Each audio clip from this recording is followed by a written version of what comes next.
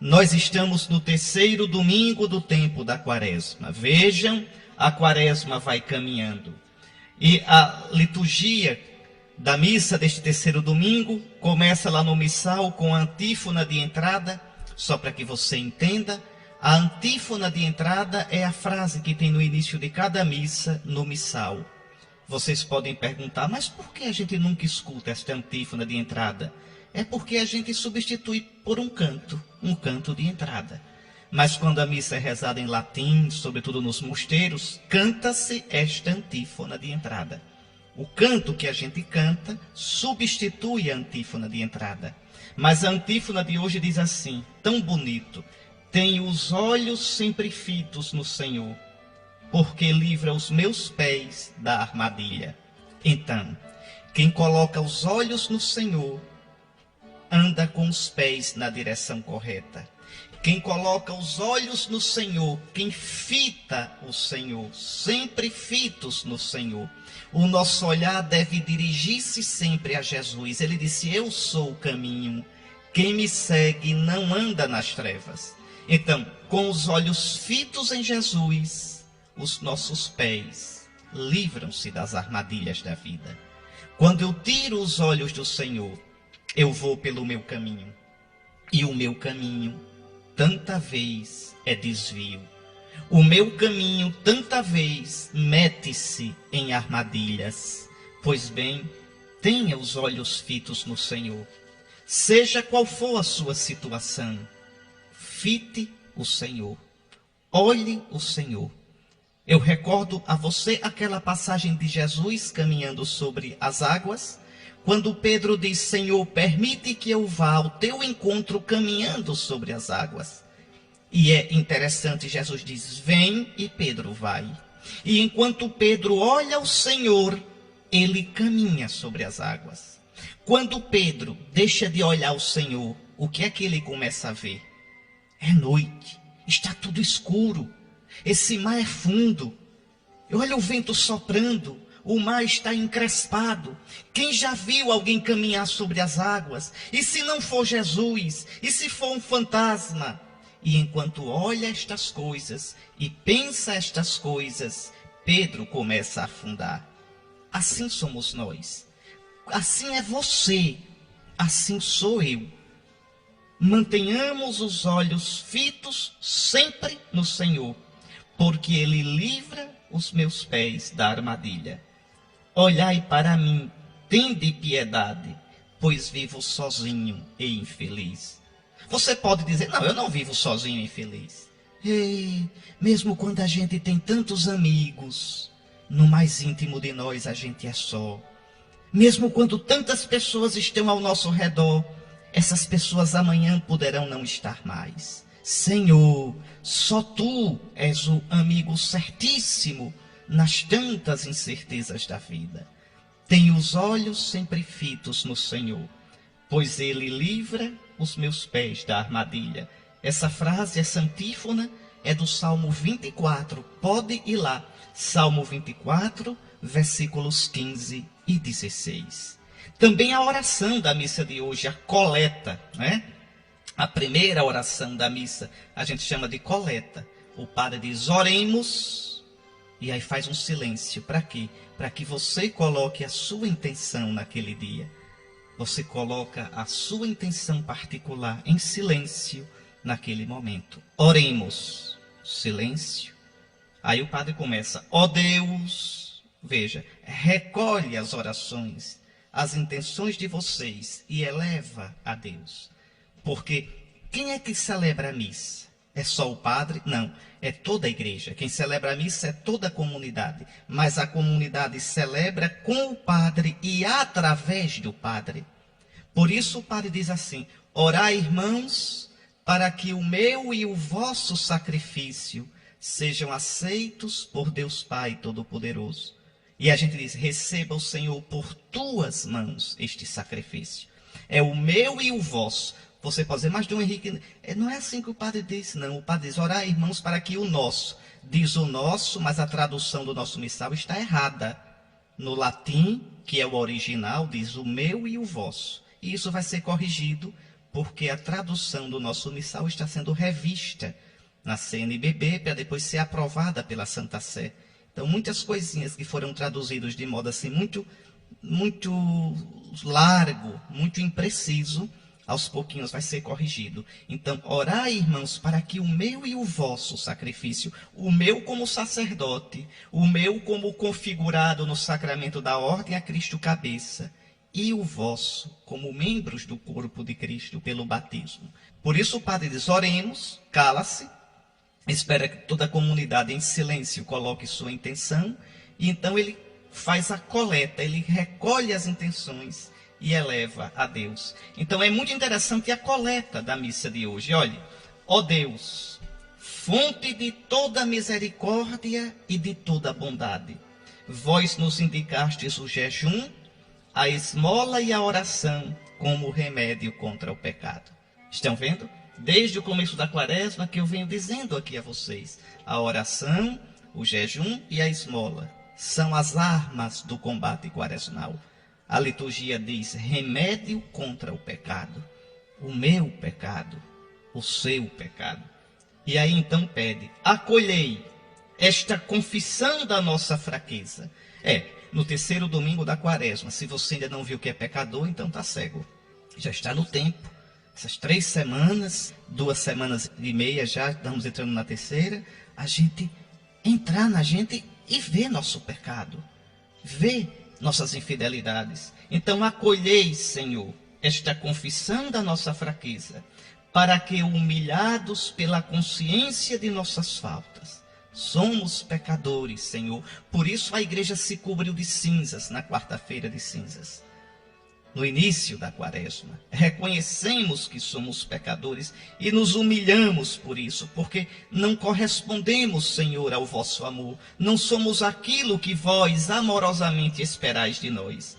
Humilhados pela consciência de nossas faltas, nós sejamos confortados pela vossa misericórdia. Porque se ficássemos somente olhando nossas faltas, cairíamos no desespero. Mas olhando a vossa misericórdia, Senhor, nós nos enchemos de ânimo para continuar no caminho da vida. Meus irmãos, veja que a leitura de hoje está falando sobre água, que é o tema deste domingo. Observe como a igreja é uma mestra. No primeiro domingo da quaresma, escutamos o evangelho das tentações. Cristo fez a quaresma dele, passou 40 dias no deserto, sustentado pelo Espírito Santo, combatendo Satanás. E assim Cristo nos ensinou a entrar na quaresma e a fazer nosso combate. Se com ele combatemos, certamente com ele haveremos de vencer. Muito bem. No segundo domingo, domingo passado, escutamos o evangelho da transfiguração. Jesus aparecia sobre o monte transfigurado, em glória, para mostrar qual é o objetivo da quaresma. Se eu combater com Jesus, eu serei glorificado com ele na Páscoa deste ano e um dia na Páscoa eterna por toda a eternidade. E apareceram Moisés e Elias, a lei e os profetas, dando testemunho de Jesus. Hoje, nós escutaremos o evangelho da samaritana. A samaritana que vem buscar água no poço e Jesus promete uma água melhor. Vamos entender direitinho isso. São catequeses, olha, esses evangelhos desses domingos todinhos, são catequeses que a igreja antiga usava no tempo da quaresma todinho. Você pensa, os primeiros cristãos escutavam esses evangelhos no tempo da quaresma. É uma bênção de Deus. Então lembre da água da samaritana e já vamos escutando falar sobre a água nessa primeira leitura. Então, vamos lá pegar a primeira leitura, Êxodo 17, 3 a 7. Vamos acompanhar. Naqueles dias, o povo sedento de água murmurava contra Moisés. O povo estava no deserto, sente sede. É como a gente no deserto dessa vida, sente sede. Mas veja como o povo é duro, viu? Murmurava contra Moisés e dizia, por que nos fizeste sair do Egito? Aqui tem algumas coisas interessantes. Primeiro, murmurava. O que é murmurar? Murmurar é reclamar. Isso que a gente faz tanto e é pecado. né? É aquele zum, zum, zum, zum, zum, zum, cochicham com o outro, reclamando. Reclama da vida, reclama de Deus, reclama do padre, reclama do coordenador, reclama dos cânticos, reclama dos filhos, reclama de tudo. A murmuração é o pecado de Israel no deserto. Muitas vezes, no livro do Êxodo, no livro dos Números, e no livro do Deuteronômio, vai se dizer que o povo murmurava. Murmurava. O povo reclamava. Mas não é reclamar alto, é o zum, zum, zum. Aquele zum, zum, zum que desmoraliza a comunidade. Aquele zum, zum, zum que destrói a fé da gente e a fé dos outros. Aquela reclamação, aquele diz que diz, aquele levantar suspeita contra os outros. Eita, que esse pecado é tão nosso, não é? A gente suspeita e já passa por outro como se fosse uma certeza, o outro passa adiante aumentado e assim o inferno se faz. Então, Israel murmura. Agora veja como Israel é cínico. Murmura contra Moisés, dizendo, por que nos fizeste sair do Egito? O povinho sem fé, o povinho ruim. Foi Moisés que fez o povo sair do Egito? Foi não, foi Deus. Moisés foi também obrigado por Deus a ir lá. Veja, mas o povo é cínico. O povo, na verdade, está murmurando contra Deus. Porque foi Deus quem tirou Israel do Egito. Quantas vezes Deus diz, eu sou o Senhor vosso Deus, que vos tirei da terra do Egito, da casa da escravidão. Então, o povo murmura contra Moisés, porque só vê Moisés. É tão sem fé que não vê Deus agindo em Moisés, que não vê Deus por trás de Moisés, que não vê Deus na autoridade de Moisés.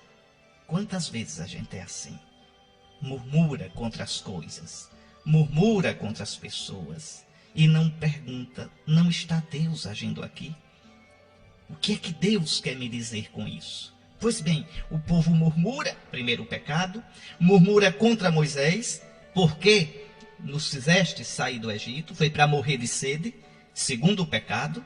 Veja, o povo faz de conta, o povo não vê que é a ação de Deus, exatamente porque não vê Deus, murmura, porque não vê Deus, reclama, porque não vê Deus, perde a esperança. Ao invés de rezar, ao invés de se colocar nas mãos de Deus, esse povo não vê Deus e murmura, só reclama. Então veja, é o nosso pecado. Quantas vezes na vida, na dificuldade da paróquia, na dificuldade da família, na dificuldade do trabalho, nas dificuldades que a gente enfrenta, a gente ao invés de rezar, ao invés de dizer, Senhor, o que tu queres me dizer com isso? Senhor, ajuda-me a ver os teus caminhos, livra os meus pés da armadilha, como pedia a antífona de entrada da missa de hoje. A gente só vê a casca das coisas. E o povo então murmura, e murmura contra Moisés, mas na verdade murmura contra Deus. E repare que o povo é irônico, é atrevido, é chatinho. Foi para nos fazer morrer de sede que tu nos tiraste do Egito? Por que nos tiraste do Egito? Agora veja a atitude de Moisés. Moisés clamou ao Senhor. Aí sim, Moisés não responde ao povo, clama ao Senhor. Veja, o povo não tem fé. E porque não tem fé, ao invés de rezar diante das dificuldades, o povo simplesmente murmura, reclama, suspeita mal, não é? Malda, como se diz. Moisés não. Moisés silencia e reza. Senhor, que farei por este povo? Vão me apedrejar. O povo estava danado da vida. É assim. Quando a gente perde Deus de vista, né? A gente fica somente com a murmuração e a raiva da gente. A murmuração e o desespero da gente. A murmuração e o azedume da gente. Mas, meus irmãos, nós somos assim. Nós somos assim. Não murmureis. Ao invés de murmurar, ao invés de ficar reclamando, ao invés de falar mal do padre, de pensar mal, falar mal, dizer mal, fofocar, ao invés de falar mal dos outros, dos irmãos, de ficar suspeitando, pelo amor de Deus, reze. Coloque nas mãos do Senhor. Peça ao Senhor que ilumine seus olhos, que dê pureza ao seu coração, que dê discernimento, que você medite e pense 10 vezes antes de falar. Pois bem, aí então o Senhor manda que Moisés vá até o rochedo. Eu estarei lá diante de ti sobre o rochedo, no monte Horebe. Ferirás a pedra, dela sairá água para o povo beber. Meus queridos irmãos, essa pedra é importantíssima. Veja, Moisés fere a pedra e a água sai da pedra ferida. Essa pedra é uma profecia. Essa pedra é uma imagem. Que pedra é essa? Quem é essa pedra? A pedra é Cristo Jesus. Você pode olhar em João 19. Quando Jesus morre, o centurião vai e fere o lado de Cristo. E do lado de Cristo sai água, sangue e água. É interessante que antes de Cristo, os rabinos, quando explicavam essa passagem, diziam que daquela pedra saiu sangue e água. Na Bíblia diz que saiu só água, mas os rabinos diziam, saiu sangue e água. Sangue da dor de Deus pela murmuração do povo, e água pela sua misericórdia, que deu de beber o povo. Pois bem, de Cristo sai sangue e água. O sangue e a água que sacia o novo povo, o novo Israel, que somos nós, no deserto desse mundo. Então, do lado do coração ferido de Cristo, sai a água e o sangue que nos saciam. São Paulo diz isso. Está lá na primeira carta aos Coríntios, no capítulo 10, versículo 3. 1 aos Coríntios 10, 3. Todos comeram o mesmo alimento espiritual, e todos beberam a mesma bebida espiritual, pois bebiam de uma rocha espiritual que os acompanhava, e essa rocha era Cristo. Que coisa mais bonita. Porque os rabinos também diziam que a partir daí essa rocha acompanhava Israel. Quando Israel acampava, no outro dia a rocha estava lá, dando água. Então São Paulo vê aí, nessa explicação dos rabinos, um mistério, uma profecia. Essa rocha que acompanha Israel no deserto dando água é Cristo, é a imagem de Cristo. Cristo que acompanha o seu povo, a sua igreja, no deserto desse mundo. E já são 20 séculos, vamos para 21 séculos de caminho. E Cristo dá água de beber ao seu povo. Essa água, eu vou logo dizer a vocês o que é, tá certo? A água é símbolo do Espírito Santo. Então, Cristo ressuscitado vai dar à sua igreja, pelos sacramentos, os 7 sacramentos, Cristo ressuscitado dá o Espírito Santo.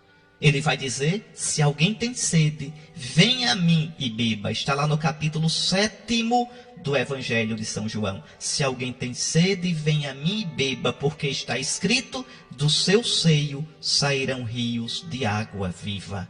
Que coisa mais linda. São Paulo mesmo diz aqui, sem medo, 1 aos Coríntios 10, 4. Bebiam de uma rocha espiritual. Quer dizer, uma rocha no Espírito Santo que os acompanhava, e essa rocha era Cristo. Cristo que não nos deixa nunca morrer de sede nesse caminho da vida. Mas veja como termina a leitura. Moisés deu àquele lugar o nome de Massa e Meriba. Massa quer dizer provocação. Meriba quer dizer discussão. Naquele dia o povo discutiu com Deus. Naquele dia o povo arengou com Deus. E qual era a disputa? Qual era a arenga? Uma pergunta triste que o povo fazia a Deus, provocando: o Senhor está ou não está no meio de nós? Quantas vezes a gente faz essa pergunta? O Senhor está ou não está com a sua igreja?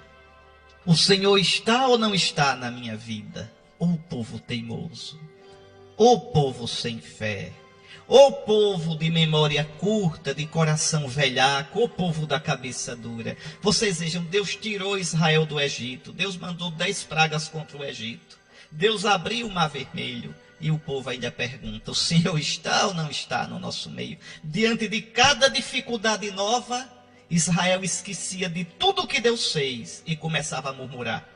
Israel reclamava, colocava Deus à prova, até chegar ao ponto, vocês leem o livro do Êxodo, que é o livro bom para ler nessa época, Êxodo, Números, Deuteronômio, até chegar ao ponto que Deus diz: basta, basta, basta, basta.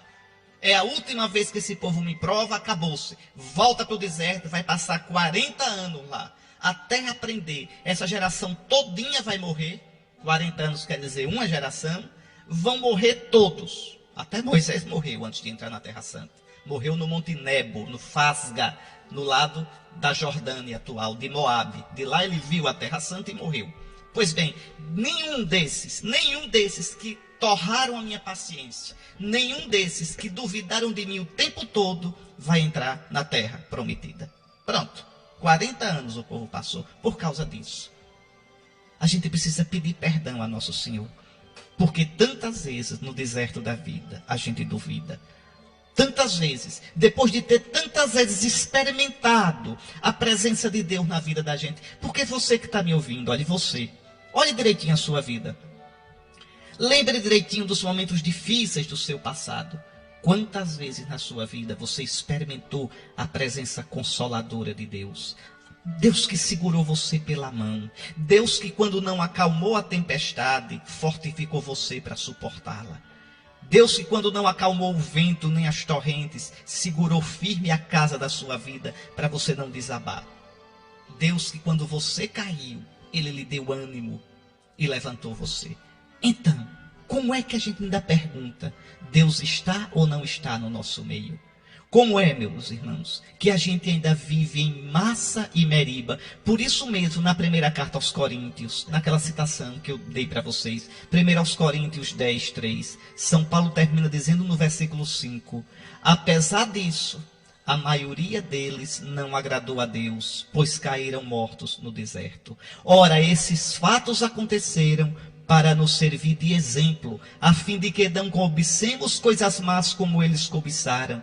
Não vos torneis idólatras como alguns dentre eles se tornaram. Nem nos entreguemos à fornicação como alguns deles se entregaram. Aqui está. Não murmureis como alguns deles murmuraram, de modo que pereceram pelo exterminador. Ou seja, meus irmãos, o povo de Israel, aquilo que aconteceu no Antigo Testamento, é uma lição para nós. Para que a gente se previna, para que a gente não caia onde Israel caiu. Porque nós somos tão fracos, tão cabeças duras, tão propensos ao pecado como Israel era. Fiquemos com esses pensamentos e peçamos ao Senhor, Senhor, dá-nos a água do Espírito Santo do Teu Filho Jesus, do lado aberto dele. Sai continuamente, ele no céu, com o seu lado aberto, continuamente derrama a água do Santo Espírito sobre a tua igreja, sobre o teu povo santo. Senhor, dá-nos desta água e dá-nos a graça de reconhecer esta água e de sermos dóceis a este Santo Espírito. Vamos escutar agora um trecho do Salmo 94, que recorda exatamente o que aconteceu na primeira leitura. O Salmo diz, Oxalá ouvisseis hoje a sua voz. Quer dizer, quem dera ouvisseis hoje a sua voz. Porque hoje Deus fala para você. Deus fala para você todos os dias. Quando você diz Deus não fala, não é que Deus não fala, é você que está surdo. É você que endureceu o coração. Oxalá ouvisseis hoje a sua voz. E o que Deus diz? Não fecheis os corações como em Meriba, como em Massa no deserto, aquele dia em que vossos pais me provocaram, apesar de terem visto as minhas obras. Qual foi a provocação? Qual foi a discussão do povo com Deus? Deus está ou não está com a gente? Deus está ou não está na minha vida? Deus está ou não está no nosso meio? Não façais isso. Deus está conosco. Deus é Emanuel, Deus é Deus conosco. Deus nos dá, pelo seu Filho de coração aberto, a água do Espírito. Então, o povo pecou, provocou a Deus, apesar de ter visto as obras dele. Não façamos isso. Vamos agora para a segunda leitura da missa de hoje. Lembre que eu disse, nesse terceiro domingo da quaresma do ano A ideia central é Cristo ressuscitado, que nos dá água, e essa água é o Espírito Santo. Você pode dizer, mas Dom Henrique, por que já está falando em Cristo ressuscitado e em Espírito Santo? É porque lembre que a quaresma é tempo de preparação para o batismo. Na igreja antiga, os catecúmenos, os que estavam se preparando para o batismo, durante a quaresma tinham o arremate, a finalização da preparação. preparavam-se durante 1 ano, 2 anos, 3 anos. Então, veja, o combate espiritual, primeiro domingo da quaresma. Cristo transfigurado nos transfigura, segundo domingo da quaresma. E agora Cristo que no batismo vai nos dar a água do Espírito Santo. Eu já disse tanto para vocês que não existe batismo nas águas no cristianismo. Não existe batismo nas águas, só existe batismo no Espírito. Já disse a vocês, a gente é batizado com água, não nas águas. E aquela água é símbolo do Espírito. Na noite da Páscoa, o padre vai aspergir a gente com água. E a gente vai renovar as promessas do batismo da gente. Por quê? Porque ser batizado é mergulhar na morte e na ressurreição de Jesus. Meus irmãos, essa leitura é importantíssima. Eu quero colocar 5 pontos para você. Tá certo? 5. Se você quiser, pegue a sua Bíblia, vá. Romanos 5. Vamos lá, capítulo 5, começando do versículo 1. 5 pontos para você eu vou colocar. Primeiro, olha o que São Paulo diz. Irmãos, justificados pela fé, estamos em paz com Deus pela mediação do Senhor nosso Jesus Cristo. Isso eu já expliquei a vocês nesse ano, há uns 3 ou 4 domingos atrás. O que é ser justificado? É ser amigo de Deus. É ser considerado justo por Deus. Justo é o amigo de Deus. José, o esposo de Maria, era um homem justo. Quer dizer, era um amigo de Deus. E como é que nós somos justificados? Eu já expliquei a vocês, pela fé. Crendo em Jesus, eu me torno agradável a Deus. É pela fé em Jesus. Né? Não é só pela fé, no sentido de que eu creio em Jesus com a boca e pronto. Isso eu já cansei de explicar a vocês. A fé me leva ao batismo. E o batismo me introduz na igreja e me obriga a viver a vida cristã, a vida fraterna com os irmãos, participar dos sacramentos, obedecer aos mandamentos de Cristo e da igreja. Então, a fé significa isto tudo. Por isso São Tiago vai dizer: tu tens fé sem obra nenhuma? Eu não vejo essa fé. Pronto, mostra-me, duvido. Não existe fé. Jesus vai dizer: por que me chamais Senhor, Senhor, e não fazeis o que eu digo? Agora, eu mostro a minha fé pelas obras. As obras da fé, não as obras da lei de Moisés. As obras da lei de Moisés não servem mais para o cristão, mas as obras que nascem da fé, ou como diz São Paulo, a fé que opera pela caridade. A fé que se mostra nas obras de caridade, quer dizer, nas obras de amor a Deus e aos outros. Então São Paulo diz, olha, irmãos, nós já somos santos, amigos de Deus, fomos justificados pela fé. E estamos em Shalom, estamos em paz com Deus, pela mediação do Senhor nosso Jesus Cristo. Porque Ele morreu por nós, porque ressuscitou por nós, porque nos deu o seu Espírito Santo. Nós não somos mais inimigos de Deus. O cristão não está mais no pecado. Ele tem falhas, ele tem pecados, mas não vive no pecado. É diferente. É diferente viver no pecado, dizer a vida é minha e eu faço como eu quero. Esse vive no pecado, esse é homem carnal. Outra coisa é viver em Cristo, deixar-se guiar pelo Espírito de Cristo e, apesar disso, ter suas debilidades e lutar contra elas. Dizer, Senhor, me perdoe. Senhor, eu quero ser teu amigo. Senhor, eu te sigo. Infelizmente, pela minha fraqueza, pela minha concupiscência, quer dizer, por aquele desequilíbrio interior que nós temos, todos nós temos, eu caio, Senhor, mas ajuda-me. Esse não vive no pecado, apesar de ter pecados. Procura o sacramento da confissão, se ergue, luta contra o seu pecado. Então, irmãos, nós estamos justificados pela fé em Jesus, e por isso estamos em paz com Deus. Jesus diz, eu vos deixo a paz, dou-vos a minha paz. E depois de ressuscitado ele diz, paz a vós. Estamos em paz com Deus pela mediação de nosso Senhor Jesus Cristo. É por Jesus que a gente tem o perdão. É por Jesus que a gente tem a justificação. Então esse é o primeiro ponto. O segundo ponto, veja, por Jesus tivemos acesso pela fé a esta graça, na qual estamos firmes e nos gloriamos na esperança da glória de Deus. O cristão foi batizado em Cristo pela fé, recebeu o Espírito de Cristo, o Espírito de glória, o Espírito que nos transfigura, e o cristão já vive na esperança da glória de Deus. O cristão sabe que já tem nele a vida de Cristo. Essa vida de Cristo é o Espírito Santo. Já tem nele a vida eterna, a vida do céu. Essa vida do céu é o Espírito Santo, que nos é dada na água do batismo, no óleo da crisma, no Cristo, no seu corpo e sangue cheio do Espírito Santo, quando o Padre impõe as mãos sobre nós na confissão para o perdão dos pecados, dando o Espírito Santo. Então, em cada sacramento, nós mantemos firme, nos gloriamos na esperança da glória de Deus. E a esperança não decepciona. Não, porque essa esperança aqui é esperar Deus de Deus. É esperar em Deus que é fiel. Já nos deu o penhor, já nos deu o começo, o gostinho, a garantia dessa vida eterna, que é o Espírito Santo. E aqui vem o terceiro ponto. Olha o que diz São Paulo. E a esperança não decepciona, porque o amor de Deus foi derramado em nossos corações pelo Espírito Santo que nos foi dado. Olha a água.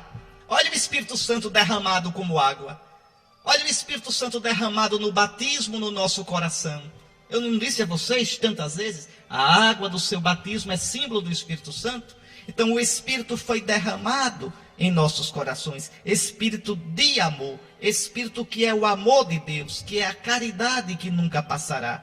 O amor de Deus foi derramado nos nossos corações, pelo Espírito Santo que nos foi dado. Ou seja, esse amor é o próprio Espírito Santo agindo em nós, que cria em nós um homem novo, uma mulher nova, um coração novo, uma vida nova. Está aí, meus irmãos. É essa água que Cristo nos dá. Dá-nos, Senhor, dessa água. Dá-nos sempre dessa água. Porque quem bebe das águas do mundo tem sede ainda. Vá, beba da água do prazer até se espatifar e você vai continuar com sede. Beba da água do poder, do dinheiro, dos amigos poderosos, da fama, do sucesso, do corpo malhado, da saúde, da inteligência. Tudo isso não sacia sua sede. Senhor, dá-nos de beber da água que só tu tens, que sai do teu lado aberto, que sai do teu coração. Esta água é o Espírito Santo, que murmura no nosso coração que Deus é amor e que diz baixinho, vem para o Pai. Essa água, Senhor Jesus, sacia a nossa vida. Eu posso não ter nada, mas se tiver desta água, eu nunca terei sede. Jesus diz, quem vem a mim, nunca mais terá sede. Aqui está, meus irmãos. Bom, quarto ponto. São Paulo diz, com efeito, quando éramos ainda fracos, inimigos de Deus, pecadores, Cristo morreu pelos ímpios no tempo marcado. Que tempo é esse? Na plenitude dos tempos. Quando chegou a plenitude dos tempos, Deus enviou seu Filho. Então, dificilmente alguém morrerá por alguém que preste, por um justo. Por uma pessoa muito boa, talvez alguém se anime a morrer. Pois bem, Cristo morreu por nós, quando nós éramos pecadores, quando não valíamos nada. Aqui está o quarto ponto da nossa meditação. Cristo se entregou gratuitamente por nós. O Senhor nos amou primeiro. Não fomos nós que amamos a Deus primeiro. Ele nos amou. Nos amou nos dando Jesus.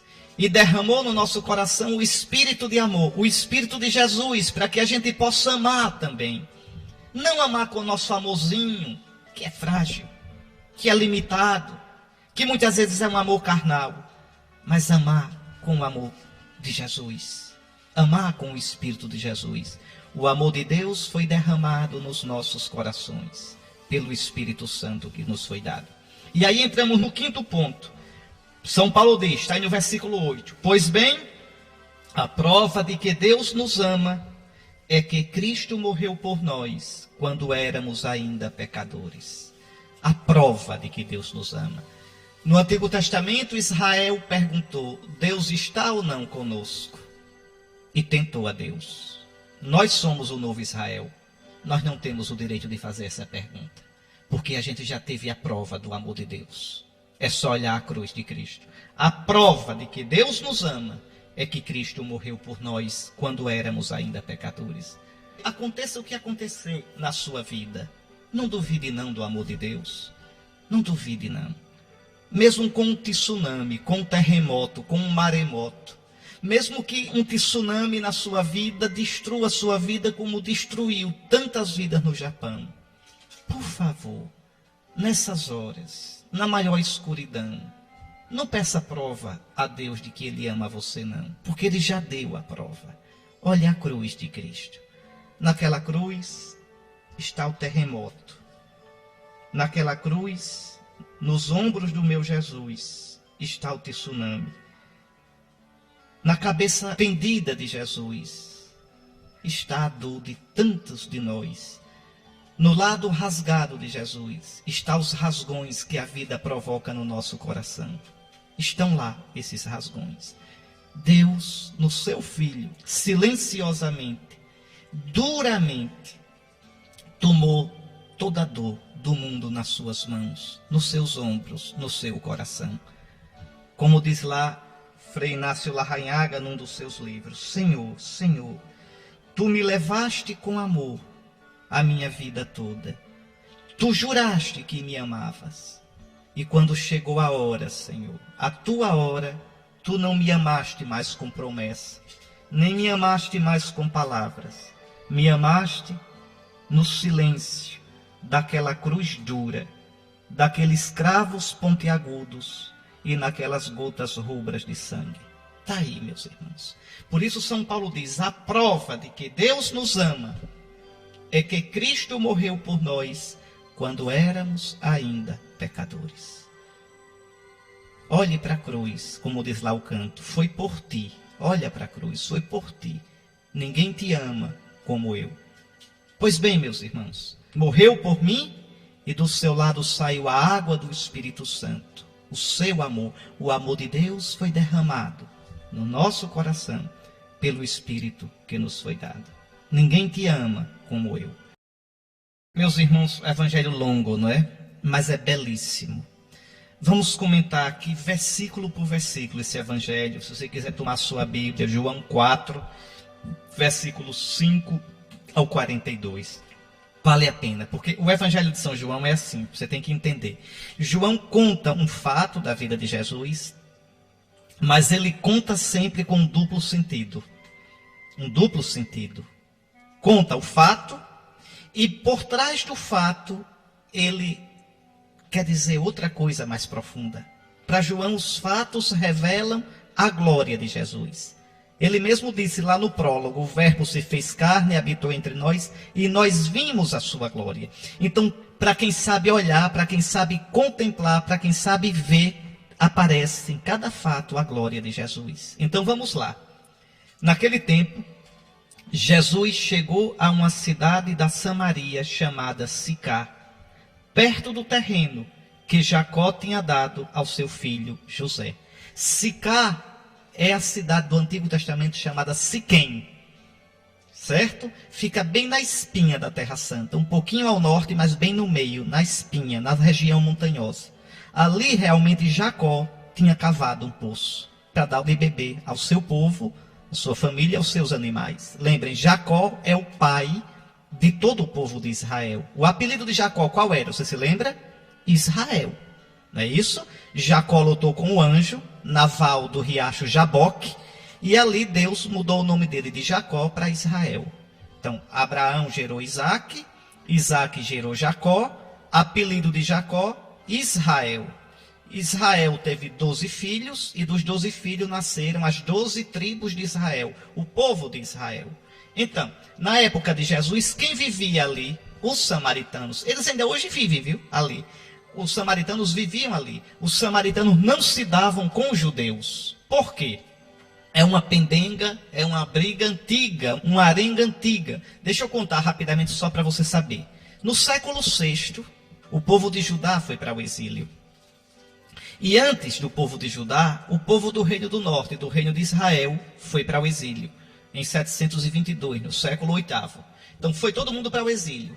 E quem ocupou aquela área do Reino do Norte, aquela área onde hoje estava Siquém, Sicar, foram pagãos.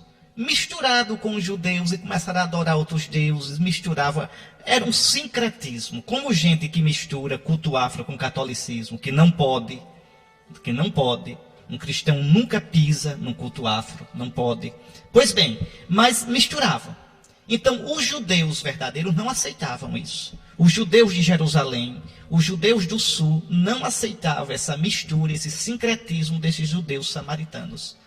Tanto que quando os judeus voltaram do exílio de Babilônia e foram reconstruir o templo, os samaritanos vieram com o dinheiro, fizeram uma coleta e vieram para ajudar. Os judeus disseram: não, senhores, o dinheiro de vocês a gente não quer, porque vocês misturam religião. Vocês misturam o culto do Deus verdadeiro com o culto dos ídolos. Está vendo que não pode? E não aceitaram. Os samaritanos, com raiva, fizeram um templo rival para competir com o templo de Jerusalém no Monte Garizim. Então era uma briga danada. Os judeus adoravam a Deus em Jerusalém, no templo de Jerusalém. Tudo direitinho como Deus mandou.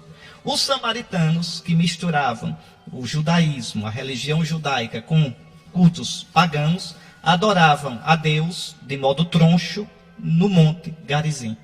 É por isso que quando um judeu passava da Galiléia, que ficava no norte, para a Judéia, que ficava no sul, tinha que passar pela Samaria, no centro. Quando passava, os samaritanos prejudicavam a viagem deles. Arengavam, não vendiam comida, porque eles estavam indo para adorar em Jerusalém. E eles estavam com raiva dos judeus de Jerusalém e tinham feito um templo no Monte Garizim. Entendido? Muito bem. Jesus está indo para Jerusalém para adorar a Deus, né? Para praticar o culto judaico direitinho, e passa pela Samaria. Jesus chegou a uma cidade da Samaria chamada Siquém, certo? Perto do terreno que Jacó tinha dado ao seu filho José.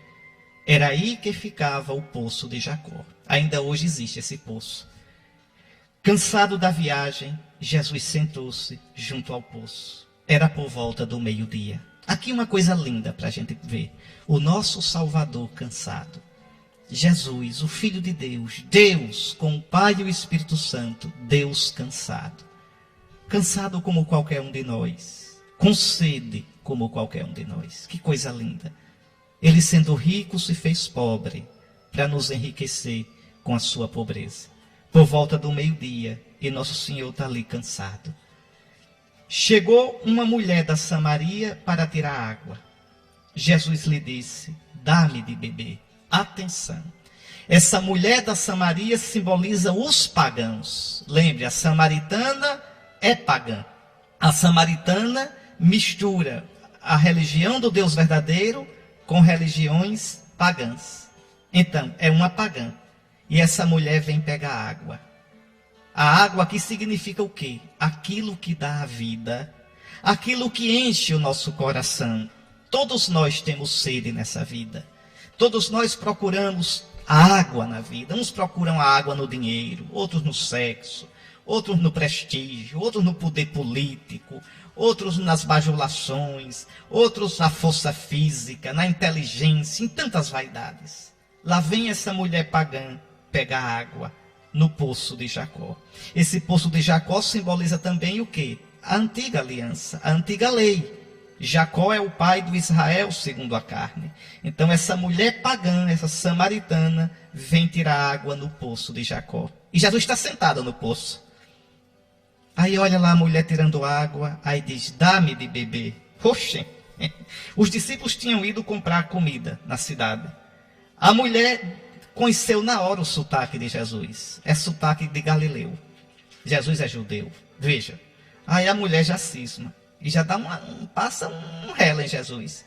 Como é que tu, sendo judeu, pedes de beber a mim, que sou uma mulher samaritana?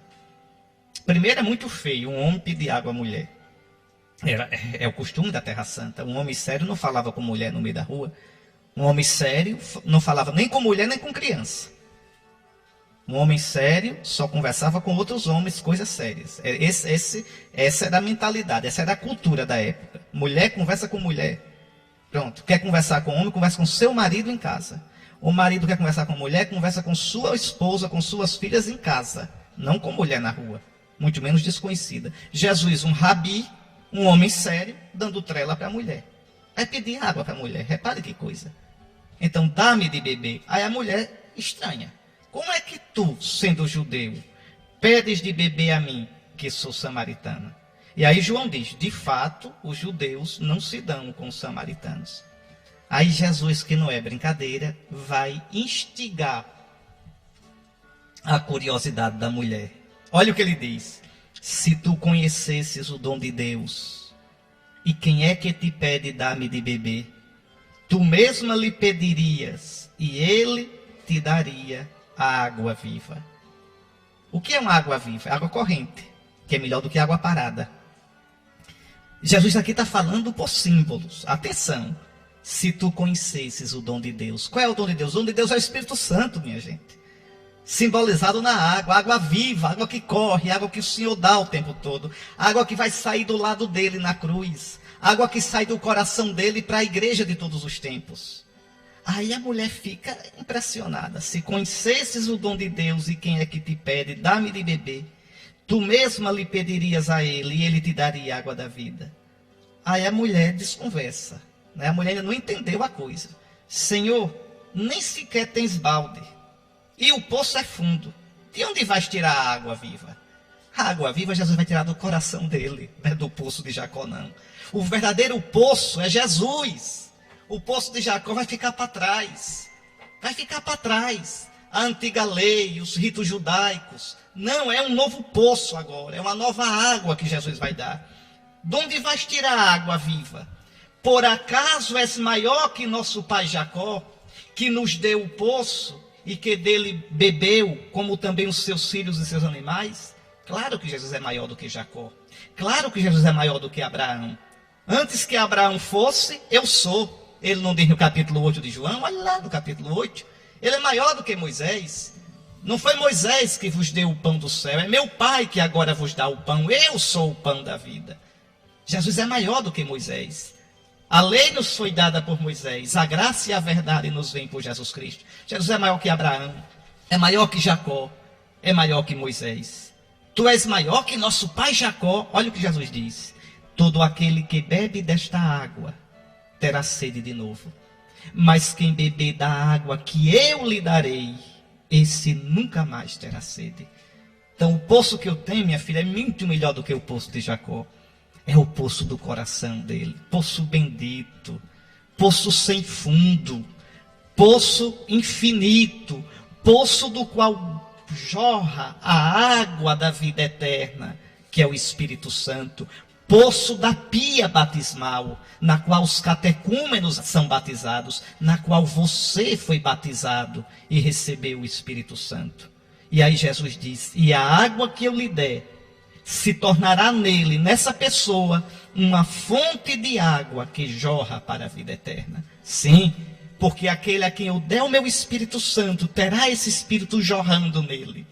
Jorrará nas boas obras, jorrará no amor a Deus, jorrará numa vida santa, jorrará em obras de caridade.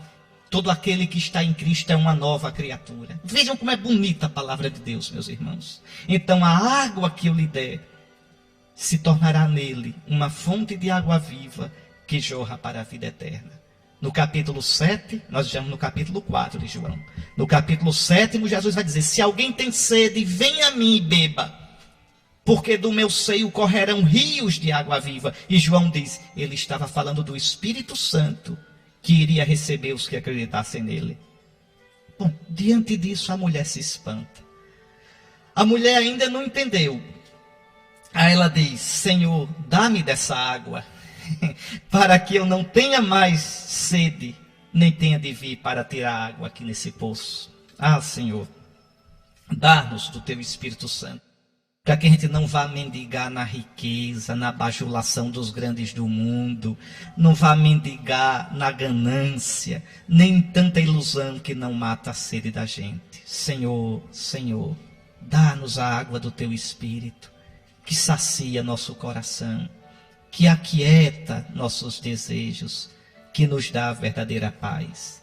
Dá-me, Senhor, da água que tu tens, dessa água viva que é o teu Espírito Santo, dessa água que corre do teu coração e brota da pia batismal da tua Santa Igreja, nossa Mãe Católica. Dá-me desta água, para que eu não tenha mais sede, para que eu sacie de verdade minha sede de paz, minha sede de vida, minha sede de felicidade, de sentido da existência, minha sede de eternidade. A mulher pede a água. Então, sem saber, veja, atenção, João joga sempre com dois sentidos. Então, é uma pagã pedindo o batismo. É uma pagã que quer a vida. Uma pagã que quer encontrar de verdade o sentido para a sua vida, a vida verdadeira. Aí Jesus vai dar checkmate na coitada da mulher. Disse-lhe Jesus, vai chamar teu marido e volta aqui. A mulher respondeu, eu não tenho marido. Jesus disse, disseste bem que não tens marido, pois tiveste 5 maridos e o que tens agora não é o teu marido. Nisto falaste a verdade. Por que essa história de marido aqui, hein? Entenda, é que essa mulher representa os samaritanos que são pagãos, que se prostituem com os ídolos. Israel só tem um marido, o Deus verdadeiro. Os samaritanos têm ídolos, têm vários deuses. Então Jesus quer mostrar o pecado dos samaritanos. Vai chamar teu marido não é o Deus verdadeiro. E a mulher disse, eu não tenho marido, já tive 5, eu sou idólatra. É isso que significa. Quantos maridos o seu coração tem? O poder? O prazer? O prestígio? O culto da força física? Colocando a força no seu dinheiro, nos seus amigos, nas suas amizades poderosas? Então seu coração não tem marido.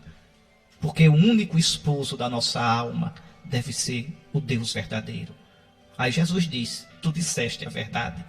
Tu já tiveste 5 e este também não é teu marido. Nisto falaste a verdade. Jesus desarma a mulher. Então Jesus aqui condena o paganismo. Jesus aqui está condenando a idolatria. Como é que você pode adorar o Deus verdadeiro e acreditar em orixá? Hein? E fazer ebó para Iemanjá? E para não sei quem. Como é que você pode dizer que acredita no Deus verdadeiro, mas vai ler mão, vai consultar horóscopo? Então tu também não tens marido. Ou seja, tu és infiel, tu és idólatra, tu te prostituis aos ídolos e às crendices e traz o Deus único e verdadeiro. A mulher disse a Jesus, Senhor, vejo que és um profeta. E por que a mulher diz isso? Porque os samaritanos também esperavam o Messias. Só que o Messias do samaritano é diferente do dos judeus. Os judeus esperavam o Messias que não é descendente de Davi, não é rei, mas o Messias que dizia as coisas, revelava as coisas. Aí, como Jesus revelou que a mulher não tinha marido, que já teve 5, a mulher diz, esse homem é o Messias, que ele sabe dizer as coisas. Veja, eu vejo que és um profeta. Então, já que tu és um profeta, Jesus, eu quero tirar uma dúvida, ela aproveite. Os nossos pais adoraram neste monte, no Monte Garizim. Mas vós, judeus, dizeis que em Jerusalém é que se deve adorar. Quem é que tem razão? A mulher agora quer saber. Aí Jesus diz, acredita-me, mulher, está chegando a hora em que nem neste monte, nem em Jerusalém adorareis o Pai. Atenção, vai chegar a hora. Quando? Quando Jesus morrer e ressuscitar, não adianta mais ser judeu ou grego, samaritano, não adianta mais ser escravo nem livre, homem nem mulher, branco nem preto, não. Interessa crer em Jesus, receber o batismo no Espírito Santo e adorar em Jesus. Jesus será o verdadeiro templo. Destruir este templo e em 3 dias eu vou erguer o templo do meu corpo. O meu corpo é o verdadeiro templo. Então nem mais em Jerusalém, nem no Monte Garizim, mas em mim, na força do meu Espírito Santo, em espírito e verdade. Repare como é bonito o Evangelho. Quem recebe o Espírito de Cristo no batismo, quem bebe da água desse poço que é o coração de Cristo, adorará o Pai em espírito e verdade, no Espírito Santo. Por isso Jesus diz, acredita-me, mulher, está chegando a hora, é quando ele morrer e ressuscitar, em que nem neste monte, Garizim, nem em Jerusalém, adorareis o Pai. Mas aí Jesus diz uma coisa, veja o ecumenismo de Jesus, é na verdade. Olha o que Jesus diz, vós, samaritanos, adorais o que não conheceis, vós estáis errados. Nós, judeus, adoramos o que conhecemos, pois a salvação vem dos judeus. Certíssimo, certíssimo, Jesus não engana. Jesus é delicado, é respeitoso, é caridoso, mas diz a verdade. Toda religião é igual? Não. Não, a única religião verdadeira é o cristianismo. Toda igreja é igual? Não, a única igreja de Cristo é a igreja católica. Vige que falta de respeito aos outros. Falta de respeito nenhuma. Nossos irmãos merecem todo o respeito. Nossos irmãos são cristãos, tem muitas coisas boas. Muitas coisas, muitas. Tem o batismo válido, pregam a palavra de Deus, amam a Jesus. Pronto, tem muitas coisas, tem a caridade fraterna, mas infelizmente estão fora da comunhão visível, da comunhão plena com a igreja de Cristo, que é a igreja católica. Então, dizer a verdade nunca é desrespeito. Desrespeito é enganar. O desrespeito é violentar a consciência dos outros. A gente deve ter respeito, caridade, carinho para com os outros, mas nunca esconder a verdade. Jesus diz à samaritana: vós, minha filha, vós samaritanos, adorais o que não conheceis. Nós adoramos o que conhecemos. Nós adoramos o Deus verdadeiro. Pois a salvação, minha filha, vem dos judeus. Pronto. E a salvação é Jesus. Acabou-se a festa. Mas está chegando a hora. E é agora que eu estou anunciando isso a você. Em que os verdadeiros adoradores adorarão o Pai em espírito e verdade. Porque não vão adorar mais no Monte Garizim, nem vão adorar mais em Jerusalém. Adorarão em mim. Eu sou o verdadeiro templo. Quando eu morrer, quando os judeus destruírem o templo que sou eu, veja, o meu corpo, eu reconstruirei na força do Espírito Santo esse templo. Ele falava do templo do seu corpo. É no meu corpo. Quem é o corpo de Cristo, hein? A igreja. A igreja. Pelo batismo eu entro no corpo de Cristo. Então, no meu corpo, que é o verdadeiro templo, igreja santa, templo do Senhor, glória a ti, igreja santa, cidade dos cristãos. Então, adorareis o Pai em espírito e verdade. De fato, esses são os adoradores que o Pai procura. Deus é espírito, quer dizer, Deus é força, é energia, é ruá. E aqueles que o adoram devem adorá-lo no espírito e na verdade. Deve deixar-se levar pela força, pelo Espírito de Deus. Aí a mulher se desmonta todinha, coitada. Ela diz: sei que o Messias vai chegar. Quando ele vier, vai nos fazer conhecer todas as coisas. E aí Jesus se revela: sou eu que falo contigo. Esse sou eu, no Evangelho de João, é importantíssimo. Várias vezes Jesus diz: sou eu, eu sou. Não é? Eu sou, ego eimi, eu sou. É o nome que Deus revelou a Moisés. Qual o teu nome? Moisés perguntou. Está lá no livro do Êxodo. Deus diz: eu sou. Então Jesus está se revelando como Deus. Jesus está se revelando como Messias. Aí, veja, Jesus diz: eu sou. Sou eu que estou falando contigo.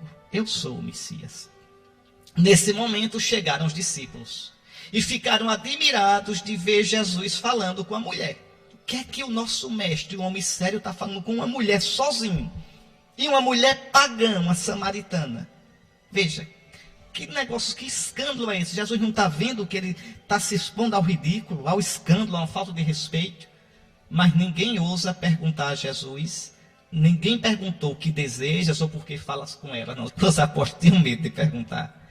Então a mulher deixou o seu cântaro e foi à cidade dizendo ao povo: vinde ver um homem que me disse tudo o que eu fiz. Será que ele não é o Cristo? Será que ele não é o Messias? O povo saiu da cidade e foi ao encontro de Jesus. Aqui é bonito. Os samaritanos, que são pagãos, saem da cidade e vão à procura de Jesus. Também a gente deve sair da gente e procurar Jesus. Nessa quaresma, vamos sair do nosso pecado. Vamos sair das nossas seguranças, dos nossos velhos vícios e ir ao encontro de Jesus. Enquanto isso, os discípulos insistiam com Jesus: mestre, come. Jesus, porém, disse-lhes: eu tenho um alimento para comer que vós não conheceis. Qual é o alimento que Jesus tem? Ele está cheio agora, não está de pança cheia. Está de coração cheio porque conquistou a mulher. Conquistou os samaritanos. Está vendo? Conquistou os pagãos. Aqui Jesus está profetizando o que ele vai fazer depois da ressurreição. Converter os pagãos. Eu tenho alimento para comer que vós não conheceis. Aí os discípulos começam a comentar: será que alguém trouxe alguma coisa para ele comer? Veja, a gente foi comprar comida e alguém já trouxe comida para ele. A gente perdeu o tempo, o trabalho. Os discípulos meio abusados, viu? Aí Jesus diz: o meu alimento é fazer a vontade daquele que me enviou e realizar a sua obra. Qual é a obra de Jesus? É trazer a salvação para o mundo inteiro. Depois da ressurreição, o evangelho vai ser levado aos pagãos. Pode olhar, Atos dos Apóstolos, capítulo 1, versículo 8. Anote aí, Atos 1, 8. Recebereis a força do Espírito Santo e sereis minhas testemunhas em Jerusalém, na Samaria e até os confins da terra. Então, até a ressurreição, Jesus não prega a não ser para os judeus. Depois da ressurreição, para todos os povos. Então, Jesus aqui já prevê, já experimenta nessa conversa com a samaritana aquilo que vai acontecer depois da ressurreição. E aí Jesus diz: não dizeis vós ainda 4 meses e aí vem a colheita? Pois eu vos digo, levantai os olhos e vede os campos, eles estão dourados para a colheita. O ceifeiro já está recebendo o salário e recolhe fruto para a vida eterna. O que é que Jesus está querendo dizer? Tá bom, a colheita daqui a 4 meses, ou seja, no futuro, quando eu morrer e ressuscitar. Mas olha aqui, eu já estou colhendo. O fruto já está maduro, ou seja, nessa mulher que eu estou acabando de salvar, nesses samaritanos que estão vindo, saindo da cidade para me encontrar, eu já estou começando a colheita. Levantai os olhos e vede os campos, eles estão dourados para a colheita. E eu que sou o ceifeiro, já estou recebendo o salário e recolhendo fruto para a vida eterna. Veja, Jesus está falando de uma coisa e os apóstolos estão falando de outra. Os apóstolos estão falando da comida ali, Jesus está falando de outro alimento, que é converter os pagãos. Jesus está mandando eles olharem o campo, eles estão olhando ali aqueles trigos, mas não estão entendendo o que Jesus está dizendo. Jesus está falando de outra colheita, a colheita dos pagãos para a vida eterna. E aí Jesus diz: assim o que semeia se alegra junto com o que colhe, pois é verdade o provérbio que diz: um é o que semeia e outro o que colhe. Eu vos enviei para colher aquilo que não trabalhastes. Outros trabalharam e vós entrastes no trabalho deles. O que é que Jesus está dizendo? Eu estou semeando aquilo que depois da minha ressurreição vocês vão colher. Vocês vão colher, os pagãos todos, na colheita do reino de Deus. Eu estou semeando com a minha pregação, com a minha morte, com a minha ressurreição. Porque se o grão de trigo que cai na terra não morrer, não dá fruto. Mas se morrer, vai dar muito fruto, para que vocês possam colher. Eu semeio na força do meu espírito e vocês vão colher. Estão entendendo? Repare como é bonito. Jesus está falando aqui com alegoria. Jesus está falando aqui numa linguagem figurada. Pois bem, muitos samaritanos daquela cidade abraçaram a fé em Jesus, por causa da palavra da mulher que testemunhava. Ele me disse tudo o que eu fiz. Por isso os samaritanos vieram ao encontro de Jesus e pediram que permanecesse com eles. É danado. Israel, os judeus não vão aceitar Jesus. E os seus chefes vão matá-lo. Os samaritanos, que são pagãos, naquela cidade de Siquém, acolhem Jesus. O que é que João está mostrando aqui? O futuro. Os judeus rejeitaram Jesus e os pagãos abraçaram a fé. Aquela mulher samaritana, prostituta, abraçou a fé. É por isso que Santo Ambrósio chama a igreja de casta meretriz. Santo Ambrósio chama a igreja assim, comentando esse evangelho. Diz, olha, a igreja era assim como essa mulher, pagã.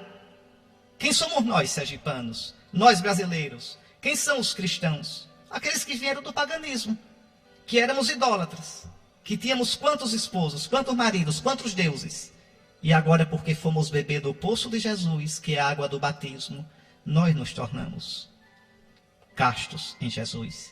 Então a igreja dos pagãos, quer dizer, aqueles pagãos que eram pecadores, prostituídos aos deuses, aos ídolos, agora são castos em Cristo. Tem um só Deus, um só esposo, o Deus verdadeiro, o Pai de Jesus, nosso Senhor. Por isso Santo Ambrósio chama a igreja de casta prostituta. Atenção, era prostituta, hoje é casta. A igreja não é santa e pecadora, ela é só santa. Santa, formada por santos, que somos nós, que infelizmente temos, não somos, temos pecados. Ainda experimentamos a fraqueza em nós. Mas a igreja em si foi santificada por Cristo. Então os samaritanos vieram ao encontro de Jesus e pediram que permanecesse com eles. Jesus permaneceu aí 2 dias, não fica lá, de jeito nenhum. E muitos outros creram por causa da sua palavra. E disseram à mulher: já não cremos por causa das tuas palavras, pois nós mesmos ouvimos e sabemos que este é verdadeiramente o Salvador do mundo. É muito bonito, veja. O Evangelho termina com a proclamação de Jesus como Salvador. Este é verdadeiramente o Salvador do mundo. No prefácio da missa, hoje, a liturgia diz assim: ao pedir à samaritana que lhe desse de beber, Jesus lhe dava o dom de crer. E saciada a sua sede de fé, lhe acrescentou o fogo do amor, que é o Espírito Santo. Então eu creio, peço o batismo e recebo o Espírito Santo. Por essa razão, vos servem todas as criaturas, com justiça vos louvam os redimidos, e unânimes vos bendizem os vossos santos. Está aí, meus irmãos, como é bonito, uma verdadeira catequese. Então você, deixe os seus ídolos, deixe aquilo que prostitui seu coração e vá para aquele que dá a água verdadeira, a água do Espírito que jorra para a vida eterna. Devemos nos converter a Jesus, o único Deus verdadeiro, o único Salvador. Só a Ele a glória, na igreja hoje e para sempre. Amém. Muito bem, meus irmãos, estamos terminando. Você vê como a palavra de Deus nos alimenta, nos enche de esperança e de vida. É bonito demais a palavra de Deus. Tua palavra, Senhor, é luz para os meus passos, é lâmpada para o meu caminho. É tão bonito. Então, nós ainda vamos escutar, viu, o Evangelho do cego de nascença, domingo que vem, que Jesus vai dizer: vai lavar-te na piscina do enviado. A piscina do enviado é a água do batismo, a piscina do batismo. E depois vamos escutar o Evangelho da ressurreição de Lázaro. Então, os evangelhos do ano A da Quaresma são uma coisa linda. Bom, antes de terminar, eu quero lembrar você, meu querido irmão, minha querida irmã, as observâncias da Quaresma, né? O jejum, quer dizer, a penitência, a oração, a caridade fraterna, o combate aos vícios e a confissão. Está no tempo já, tá certo? Terceiro domingo da Quaresma, já vá adiantando para depois não ter que enfrentar filas muito grandes. Já vá fazendo a sua confissão para celebrar a Santa Páscoa que se aproxima, a grande festa cristã. Meu querido irmão, minha querida irmã, muito obrigado. Mais uma vez meditamos na palavra de Deus. Até domingo, se Deus quiser. O Senhor esteja convosco. Abençoe-vos o Deus Todo-Poderoso, Pai, Filho e Espírito Santo. Até domingo que vem, com a graça de Deus.